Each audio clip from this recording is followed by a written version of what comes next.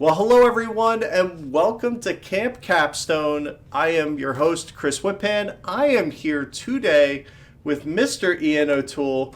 Welcome, Ian. How are you doing today? Hey, Chris. I'm doing good. Thanks for having me. Awesome. Thank you so much for, connecting and making some time this morning. Now, because we have timey-wimey going on. You're actually in tomorrow when we're recording this because Yeah. you're in Australia, correct? That's correct. Yeah, on the West Coast. Right. So that's like not even like a little. It's very confusing when I was just talking to people in New Zealand. Now we're like, is that 2-3 time zones away? Australia's big. Yeah, it confuses me. Yeah, it's pretty big. Yeah. I still get confused about it. So you're probably closer to India than you are to our West Coast at this point. I think that would be fair to say. Ooh. Yeah, I'm probably. Yeah, just trying to, because Australia's as big as the United States, and it's an island, so it's Yeah. And usually when we talk to people, everybody always just thinks like, Golden Coast and Sydney and Bundaberg and all those, kind of areas and down there by New Zealand. But you got to cross this very large, vast desert, past this really big rock, and then keep going, and eventually you'll get to Perth. And going. There's a reason why there's trains and a lot of flights across Central Australia, right? Yeah. But you're not originally from Australia. You're not native. You're actually an expat. So where did you hail from originally? Ireland. Wicklow in Ireland. Outstanding. And you just decided the lush green grass was just too much for you? Couldn't handle it anymore? Yeah, that's right. We moved out here 13 years ago now. Okay. Yeah, but my wife has family out here. We wanted to change, basically. No big dramatic reason, but yeah. Well, there you go. I mean, if you have the option, it's a nice place to visit, I can imagine. So, yeah, we're still here, so that's good. Yeah, exactly. There you go. So, you have been now. I also anybody who's heard any of your interviews, we tend to get into this little battle over artist, illustrator, and graphic designer, because I know that you kind of don't necessarily like to be called an artist, but you do both illustration and you do graphic design, but you also create original pieces. So do you want to maybe tell us why you kind of struggle with that? It's I guess a little bit of a rabbit hole. We like rabbit holes. Yeah. The word artist is just so loaded for me. It comes with a lot of baggage. Okay. An artist produces art, which has even more baggage, and I don't. It's a practical, like, I mean, I don't have it. It comes down to what you define art as, I guess. Okay. But I think when people start assessing work as art that's not necessarily prepared as art, then they put sometimes undue focus on it in certain areas. Does that make any sense? It does, because I never have any issue with people looking at something that I create and saying, that's art, that's fine, that's for other people to decide. But right. I don't put it forward as art. I put it Gotcha. forward as commercial graphic design and illustration. It's funny because, when there could be a bit of similarity. I'm a chef by trade. That's what I did and grew up. So whenever I cook, it's similar to art, right? It's very utilitarian. I'm not trying to make haute cuisine every single time I create something. Exactly. Yes. I make sloppy joes and mincemeat pies just like everybody else, right? It might be a little easier. I might know some shortcuts, but ultimately, it's just food. So, right. If you choose to see it as this big grandiose thing, then I get that. So I do understand. And the first time I heard that, I'm like, of course not. I have the box of Nemo's War hanging on my wall because I like it. It's good to look at. it's art to me. But, you know, then again, somebody who takes apart Monopoly and puts it in a frame, that's art too. So it's completely subjective. I Right. get that. Yeah, I think art is not a very helpful word, to be honest. To say something is or isn't art, there's sometimes a bit of a value judgment there. And I don't Fair. really subscribe to that, personally. So Do you get to charge more if you call it art? Is that? no, if I did, I probably would call myself an artist. But If anything, I'd probably charge less as an artist. right, because artists aren't famous until they're dead, and that's just not That's part right. of your work ethic right now. Yeah. It's, you know, No, fair enough. No, starving is not my style. Fair enough. So that brings us to the commercial art, which is really what this kind of falls down in.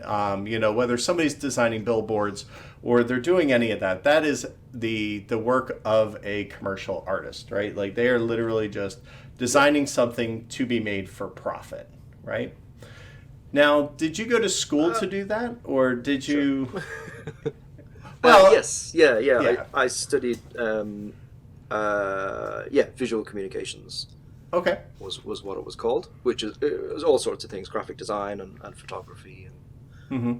printmaking and all that sort of stuff. Yeah, Now, one But of the it's a real learn on the job work, though, unfortunately. well, it's one of those things that, you know, and I think cooking can be, and I'm not trying to just draw parallels, but it kind of makes sense, right? Like you come out with a core knowledge, but where you go Yes. and where you specialize will kind of determine, you know, your specialty in your field, right? Like if somebody goes and does advertising, Yeah. that's one thing, or I think it's similar for any practical. Practical is the wrong word. Any applied skill, okay, where the third level, like the college or university environment, is far more nurturing, I guess is the word, as it should be. okay, Right, so you know, for instance, for us, we would have a project where we had to do maybe a corporate identity or a poster or something, and when we would have maybe a month to do it, you know, a month or 2 months to do it. Whereas your first job, you know, once you get out of college, you've got like a day to do it. exactly. So, that's the difference, really. Yeah, you have a day and you have to produce like 5 options, like because Right. Yeah. you have to show complete packages and things. Yes. So what made you what were your beginnings then when you came out of university and you started working? Because it's not like you came out and went straight into board games, correct? You came out and did some other things first? Yeah, I did almost everything else first. Corporate design, advertising. I did not interior design, but I guess commercial interior design. Like I designed museum exhibits and trade hall exhibits and stuff like that. I did a bit of illustration here and there. All sorts. I worked as an art director for like 6 years. Interesting. Yeah, art director, my brother does that. That's a very tireless job because you just have to tell everybody, and I don't know about you, but it's very hard for me sometimes to convey what's in my head and get it out, even if I can draw and things like that. And the tendency to want to over micromanage, or, you know, this is my vision, and being able to let go, that's difficult for me. Did you find that challenging in that role? Well, yeah, it can be. When I was working for an art director, I was also operating as a designer in that studio, so I wasn't, you know, completely just from an overseeing perspective. But I mean, I'll be honest. Also, the type, it was very commercial work that we used to work on, so we weren't dealing with any big concepts, let's say. Right. You Fair know, enough. so from that point of view, it wasn't that difficult. But yeah, it's definitely a challenge, and an art director trying to communicate things that there's no reference for yet. You know. What do you think if you look back on that chunk of time and the advertising, what was maybe a project that you like vividly remember or look back fondly of, or enjoyed the fight of getting it out of your brain and onto a physical product? Like what was one of those for you? I designed an entire museum gallery Wow. for the Army Museum here in Western Australia. They have a post 1945 gallery, which is basically post World War II up to the present day. It's like 3 rooms. So I designed it, I pitched it, I did the concept work, I did all the graphics, I did all the illustration, I did all the animation. Like I animated battle schematics and all these information graphics. So that was like a 9-month project probably. And that was just the pitch. Yeah, that's right. No, the pitch was a few very, very late nights. Gotcha. Okay. Yeah. So that was, I mean, it was really hard because it was a lot of work. Sure. But it's pretty rewarding. It's still there, so I can still go see it. I haven't now in quite a while, but it is still there. That's very It's a permanent installation.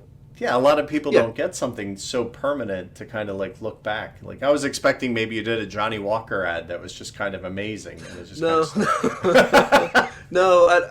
It was also nice from a people perspective because I got to connect with a lot of the vets and talk to them about their experiences and all that sort of stuff. So from that point of view, it was pretty interesting as well. That's amazing. It's definitely, I think, everybody's dream to do something that has an impact beyond our little scope and our little world, but to have something that is permanent and may actually affect people. I mean, it's not something we think of as like a commercial art design project, but certainly next time you go to a museum, look around. There's a lot of it there. Yes. Yeah, definitely. Yeah. A lot of graphic design. It was great. Yes, yeah. It was one of the few projects that kind of encompassed everything that I like to do.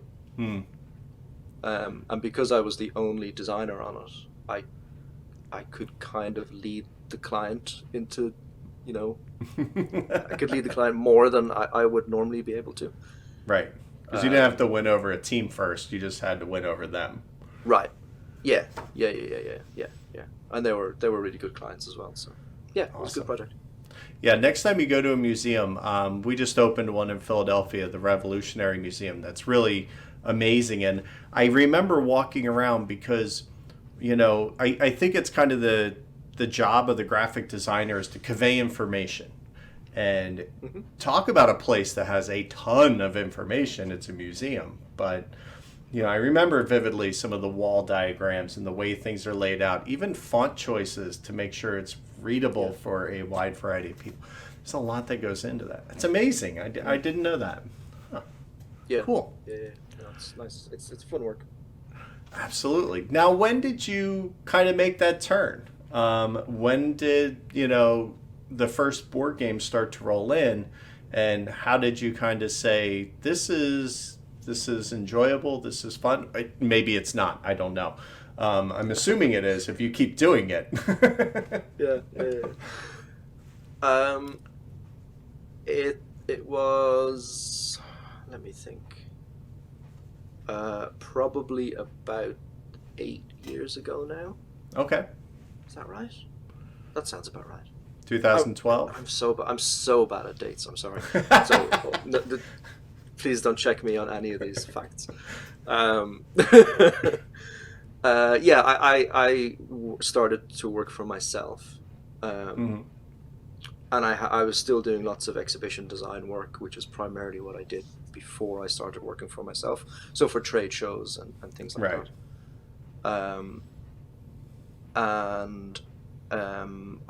I reached out. I put some stuff on Board Game Geek because I wanted to do a bit more illustration work. I was playing a lot of games at the time, and I was trying to diversify client bases and stuff like that. Sure. So I got a couple of bites from that that were received fairly well.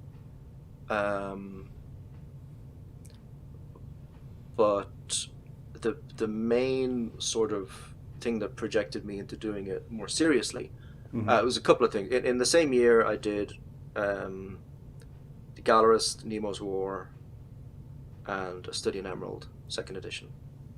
That was your freshman year. The three. Yeah, yeah. Well, maybe not the first year. But yeah, something like that. Very early. In the same year, they came out. Yeah. And I fell into literally all three of those jobs in a fairly haphazard way. Wow. Just through luck and putting myself out there. And once they came out and they were pretty well received, it just kept going from there. Wow. I mean, it's amazing because I remember the first time like I saw Gallerist was one of the first pieces that I ever saw because, you know, it was big and we happened to be one of the playtest groups up here that was playing it. So I had we were playing it on with little cardboard cutouts. So to see it go from that and how you kind of, even back then, you were starting to streamline, you know, iconography and things like that because making a Vital game readable you're one of the only people who can make that happen. Like, I think you quite literally might be the only person who's actually ever going to be able to make that happen. It's just so much going on. But so how do you approach those big projects with, you know, so much information to convey? Like, where do you begin? I begin with playing the game, basically, and that usually throws up a whole load of questions because they're prototypes, so they're usually not finished, and the rule book's not finished and all that. Right. So that usually throws up a whole load of questions and things that are confusing, and that's usually a really good place to start. Just what were the barriers to us playing this game? Okay. And figuring out a way to sort of address those. And early on, the big questions that I'm looking at are things like how can we? It doesn't even come near iconography or anything like that yet. It's more ergonomically. How can we streamline this? All right. Can we take away this bunch of tokens and make it a track? Can we save on setup by not having? I mean, a good example. If you think of everyone's favorite Castles of Burgundy. Sure. So if you think about, I'm not sure how familiar you are with that game, but there are there are kind of like achievement tokens that you can claim in the game. Right, like all the shipping and the animals provinces. or all of your shipping first. Yeah. So and you take this little tile. So something that I would look at is, well, we don't need those tiles because they just need to be on the board. And if you give every player little markers, when they claim them, they can just place a cube on that space, right? So what that does is it saves on setup time because you don't have to sort out those things and you don't have to put them on the board. It doesn't necessarily save on components because you're swapping one component for another, but sometimes in certain circumstances, replacing a track, replacing a big pile of tokens with a track. It can save on table space sometimes. So that's all of those sort of decisions where you think, well, how can we remove all these barriers to playing this game, and especially with a heavy, like a big game. That's really important. What can we take out from a gameplay perspective, but what can we retool to make it more of a gradual unfolding as opposed to you have to sit here for half an hour and set this thing up. So it just brings me right back to, I already know the answer is, what would you most want to remake a game of? And it's the one you just mentioned. It's Castles of Burgundy, because I've heard you say that before. And now I want you to redo it even more than I have in the past. But unfortunately... Yeah, I would really like to, yeah. I like the games. I play the game so much that it's probably in my head more because of that, if you know what I mean. It goes around in my head a bit more. But there is something to be said. It would be a fun one to do. Right. There's something to be said about streamlining that setup so that you can get into the teach and the meat right away. right? Like you don't Yeah, need I a mean ton of that's people not that's setting not up. a you know, I only use Castles of Burgundy there because I figured more people will be familiar Sure, with it. That's not a huge setup's a bit of a pain in Castles of Burgundy, but most of it's unavoidable. Most of it is part of the game. sure. So that wouldn't really that's not really that big an issue in the way the current edition's done. But certainly in some bigger games, then yeah, those issues, not issues, but that approach can really save some time. The biggest one I think that was the game that I've worked on that was affected the most by this was probably Stevenson's Rocket, Okay, interesting. um, which is very very different than the first edition. It's the same game, but Right. what you do to mark that you've done something is very very different. So Hmm. the first edition had money. It had paper money, which is not great. But also you never spent the money, so that just became a points track, right? So you can never Sure. spend it. There's no point in making change and shilling. It makes no sense. And then there were also all of these little tokens that you had to put out onto the board in stacks, and at the start of the game you had to sort them into, I think, 6 or 9 different types, and it was just a pain. Right. It was a big pain. Um, and so that basically became a grid on the board where you do exactly what I said. You mark it as you take it. Um, and the benefit of that also is it's much easier to look and see what everyone has, Mm-hmm. the totals, and because there's a majority thing involved in that. So it has a gameplay Right. bonus as well as just having zero setup, less components. So the game is exactly the same game. The decision space is exactly the same, but it's just a cleaner product. Handled basically. differently. Interesting. So Yeah. you did get a crack at redoing something that was super complicated, and with Kanban in the second edition, the EV edition, that's Yes. coming soon at this point.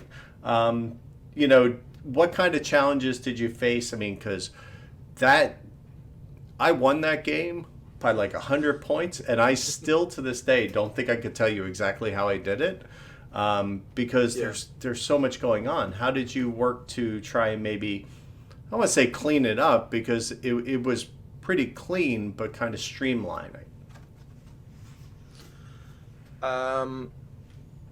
So the couple of things in Kanban that we identified early. First thing is the main thing is the sort of demarcation of the board. So Mm-hmm. separating what the different departments are and making that really really clear. Gotcha. The other thing is every department has a few actions you can take. A different number of actions you can take. But Right. there's also a certification track, which is kind of standard, at least in format, standard in each department. But in the old version, that certification track is kind of in a different place. It's on the right or the left, or for each It's just, department. So down in the office it's not area. standardized. Yeah. Okay. Yeah. So the first thing that I did was kind of make almost like a lobby area to each department, Hmm. and that houses the certification track, and it also houses basically your action icons. So Okay. when you look at each of the departments, and each of these lobbies looks exactly the same. When you look at each of these departments, you can see exactly what you can do in that department, and the certification track is always in the same place. So it helps during the teach, because you can just teach that as an overall Right. um, as an overall visual cue to how you play the game. Convention. Overall convention is the word I was looking for. Works for See, we forgot about conventions already. So That's right. Yeah. Yeah. So that was the main thing. The other thing is the scoring is quite in depth in Kanban, Yeah. especially because you've got end of week scoring and you've got all these different things. So making that clearer and what scores when was also important. So on your player board, you have these things where you have parts, but then you have tested parts, which are different. And tested parts score you points, whereas other parts don't necessarily. So just on the player board, how they're arranged and where they're put and how they link up to the cards that they match Right. and stuff like that. So there's little graphic representations of that. All that sort of thing. The meeting room was tidied up a lot.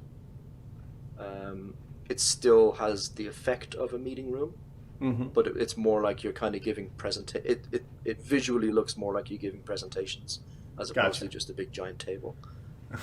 We removed the little chair tokens that are super fiddly. Yep. And I also looked at the actual meeting cards. I think, I hope, I believe, are now much easier to understand as you play the game, as opposed to, that was one thing that I always found with teaching, is people got confused by the way that they work mechanically. It's really hard to, put that out there and give it to somebody, and then, by the way, how does my end of game scoring work for this card? And you're kind of like, well, right. It's private information, but here you can read this book. If you can kind of get past that, it's so good. There's still lots of icons. It's still a complicated game. There's still lots of icons, and there's still a big teach. Nothing's going to change that.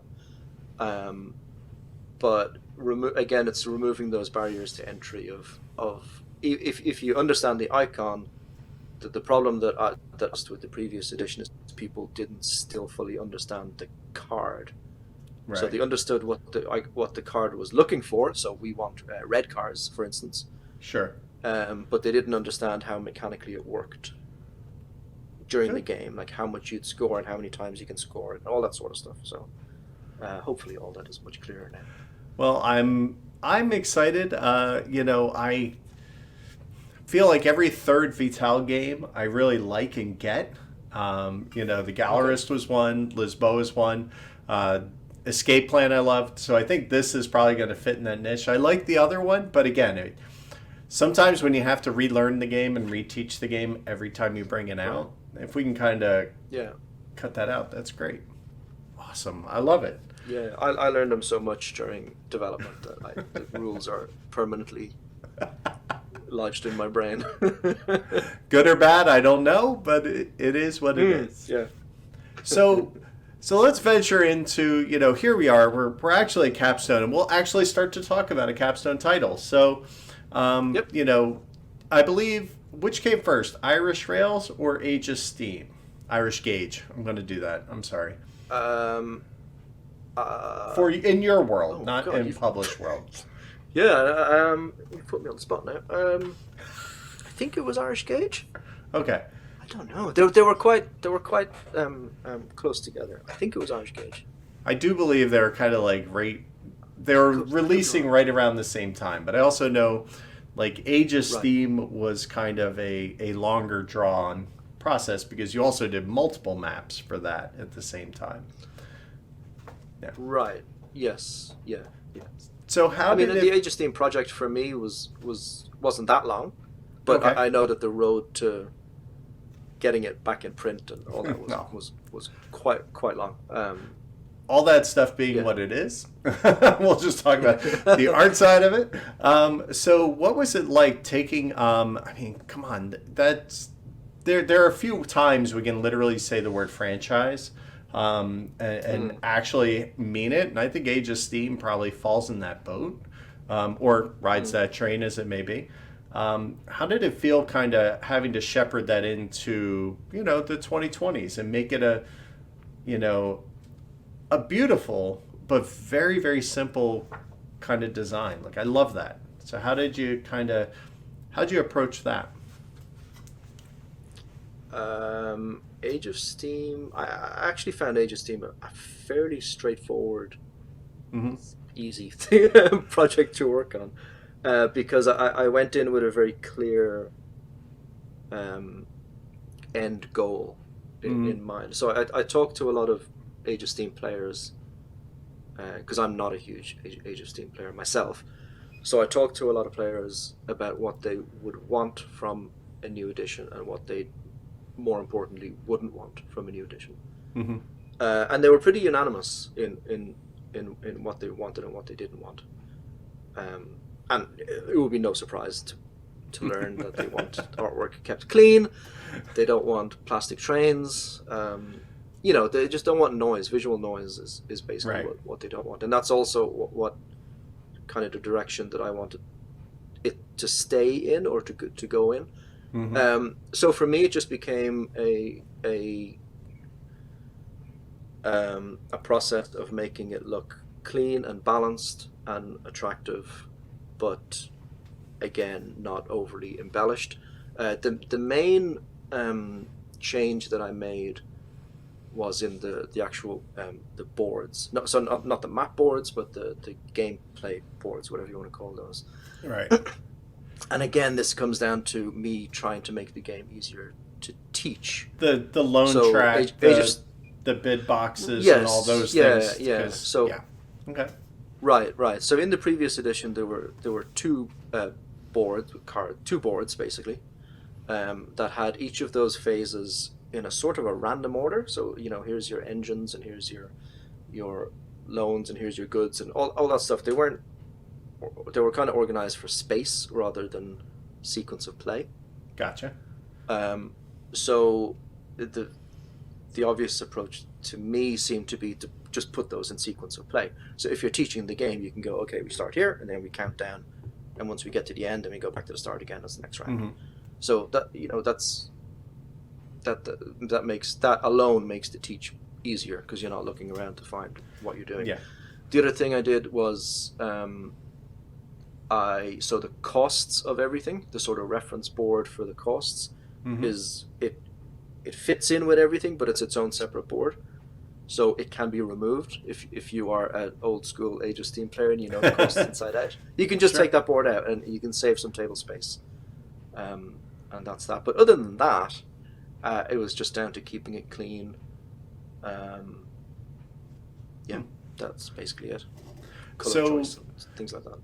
So switching over to the Irish gauge, there's a couple things that I enjoy. One of the things, and I think this is kind of subtle in most of your designs, is that you have a very specific kind of saturation of color for that game. It's almost like you say, this is the level for this game, and that's how deep we're going to run. So it has a couple benefits. Like, you're able to mix a lot more colors because now you're just blending across a flat spectrum, and they seem to blend and really work together, which is why Ride the Rails and Irish Gauge look perfect next to each other. Like, they just because you have matched that so well. Is that something you consciously go in when you start choosing color palettes for these and things like that? Is where do you kind of begin your process with that? It's just to an extent, to be honest. The Ride the Rails games are again pretty minimalist. The boards, the components, there's not a huge amount going on purposefully. So the boxes are really the opportunity to sort of give it a draw and right. Make the whole package a bit more desirable and attractive. As regards the color, I mean that style is kind of based on a certain style of sort of printed railroad posters, Okay. sort of, and the rendering style certainly is. So it's kind of based off that, I guess. So the colors are slightly muted, but I also knew that. So Irish Gauge was developed obviously as the first in a series, so I had to think about it as an ongoing series. So the format of the illustration on the cover is a locomotive in profile, a landscape behind it, and the text sort of on the landscape but not in the sky, in the landscape. Right. So that was developed very purposefully as a repeatable composition, right? So the composition of Ride the Rails is exactly the same. It's a different train, it's a different landscape, the color is different, but where things are and how they're placed in the balance Yeah, you is exactly the captured same. Fallen, Pennsylvania, so you nailed it for me. Right, right. It's good. I've never been there, so that's good. It's good to hear. Yeah, you totally got it. So, do you take Yeah. how deep do you like research those locomotives? Because, for instance, I play a lot of 18XX. That's what we do. And Yeah. if the wrong train is running in the wrong company, that is going to cause some problems. So, how deep do you kind of like research, make sure you have something that makes sense? Very deep. So all of the locomotives are real locomotives Cool. um, that ran in an appropriate time period. Where there is some artistic license taken is in the backdrops. They're Sure. not. They're more sort of an amalgamation of different sort of evocative parts of the landscape. Mm-hmm. Um, so that particular train may not have run past that particular piece of Right. scenery because that particular piece of scenery doesn't exist. Sure. Um, but yeah, as regards to locomotives, they are specific trains. Yes. Yeah. Interesting. And you know what? I think that that's kind of important too. With all the train games, it's not about recreating history. It's about kind of creating alternate histories and timelines. And Right. what happens if this company never forms or this company becomes the big dog in the street? So, they're all kind of, Yeah. whether how far they're abstracted out is kind of different for everything. So, Yeah. Yeah. Yeah. yeah. So we're going to be talking in the next show coming up about what the three is going to be. Do you have a color in mind? Is there anything that's kind of speaking to you right now, like that maybe we can kind of think about? I don't know how far you've gotten to work on it Not, yet, so I don't necessarily want to. not really. But I'm just curious. I am in early stages at the moment. So I've just gotten through the research Excellent. proportion of that, and with the help of some very helpful people online who are far more knowledgeable than I am about historical locomotives. But now you have a great resource going forward too, I'm sure, right? That's right. That's correct. Yeah, which is very, very valuable. Cannot be understated. Because it's amazing. It's a time sink. Yeah, and you don't realize how much, there's a lot of minutia, but there's also not a ton of information like just searching on the web for these things. Like if you know a specific engine or line, that's one thing, but Yeah. generics, no. Even just trying to find. I mean, I did a cover for Portuguese Railway. I can't remember the title of it. Anyway, I just did the cover, so Right. it was a Vital. The map for Aegis. Sorry, yes, not for Aegis Steam, for Railways of the World. Yep, that's it. And so I had identified a train, and I could see on Google Earth the route that it take. So I literally had to go into like the 3D Google Earth in 3D and try and find my viewpoint, my reference viewpoint of the bridge that it travels over. So it's amazing that I can do that sort of stuff. Right. That's available to me, that I can literally fly around the world, and that's a really fun part of gathering reference. But it can be a huge time sink. I went down a huge rabbit hole recently of looking at Victorian houses in London as reference for a different project. But I spent probably 4 hours just flying around London going, oh, that's a nice house, and taking pictures of it. Yeah. Interesting. It's great that we can do that because it really truly opens up like the global marketplace, right? Like we can, it's incredible. In Western Australia can do that and do location scouting via Google Earth. That's great. I mean, I seem to be visiting London a lot virtually recently, but I did another project which was like also a Victorian thing, and I just needed a backdrop that looked, right, basically. And it was great. You can basically fly around London in 3D and pick your shot and go, well, it's fantastic. It's amazing. It is.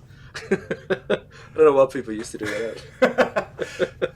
So I have like one final product to talk about. Also coming out this year, you have Rococo coming out.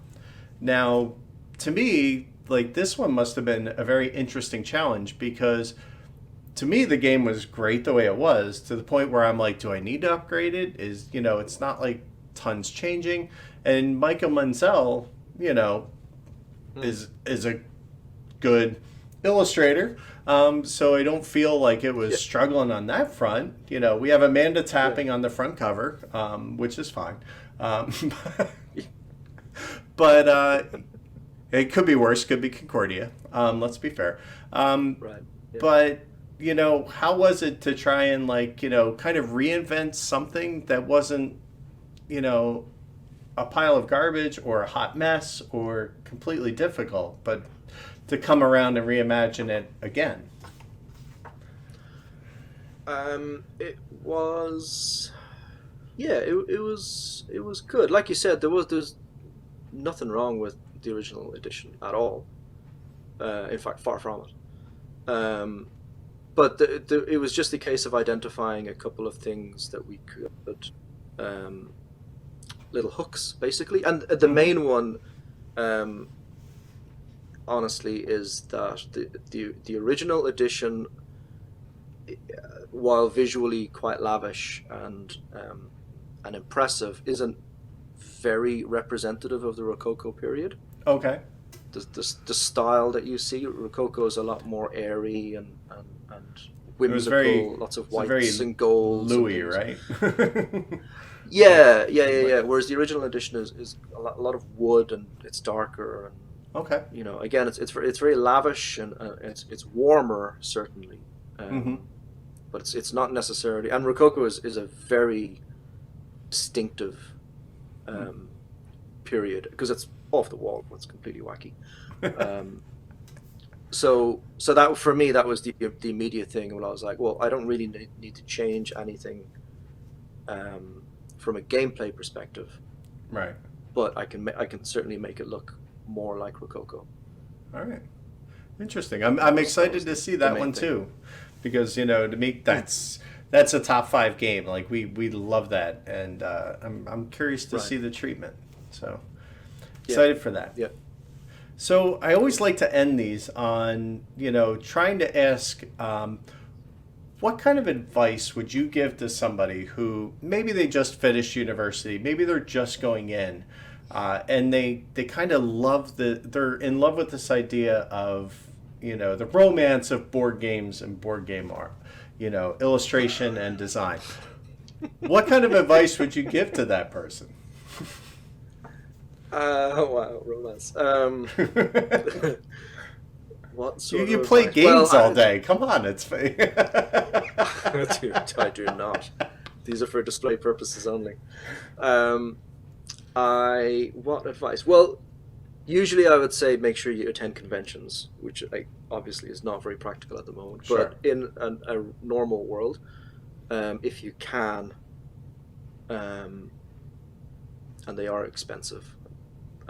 Speaking as somebody who travels to Germany from every year, they are expensive, but there is no doubt in my mind that it is absolutely worth it for me. Sure. I only go to Essen. I haven't been to any of the ones in the US yet, or any other. So one a year is fine for me. But I would say conventions are a huge help if you can get to them. Okay. Other than that, I would just play lots of games and think about them from a product design perspective as you're playing them. It's iconography and all that sort of stuff is just think about what it's telling you and where people slip up and why they might slip up and also just the production of the game. I don't mean the thickness of the cardboard and stuff like that, but just where things are placed and why they might have been placed there. All of that, all of those sort of broad design decisions. Right. I guess think about what you would change in games you've played, if given the opportunity to. Yeah, all of those things. Is a pretty big one. Yep. Yep. Absolutely. Awesome. Well, this has been a blast. I'm glad we were able to connect and, spend some time with you and, just get a peek inside your world because, you've touched a lot of games. I mean, I have that you have 73 titles listed on BGG, which is rather prolific. Now, granted, that's probably including every single expansion map and pack and everything. So, but that still probably means there's like 50 solid full titles in there that you have credit on, which that's a nice body of work. And you came out of the gate swinging. If you came out with, a Study in Emerald and the Gallerist right out of the gate, like that's just incredible. So, awesome. Thank you. Well, thank you very much. I look forward to, hopefully getting to meet you at ESSA next year. Let's keep our fingers crossed. I think fingers crossed. Yeah, I was supposed to go this year. It was supposed to be my first year. I wanted doner really? kebab and Yeah. No dice, but we'll try to get there next year. So yeah. Thank you again so much for making some time. Enjoy the rest of your day. Hopefully, things go well and we get to see a lot more of your work soon and we get to see the next Iron Rail coming out because we're kind of excited about that around this place. And maybe some other stuff you may have already heard about too, but that's different stuff in the pipeline. All right. All right. Thanks, Ian. Thank you, Hope, for watching. Have a good one. Bye-bye.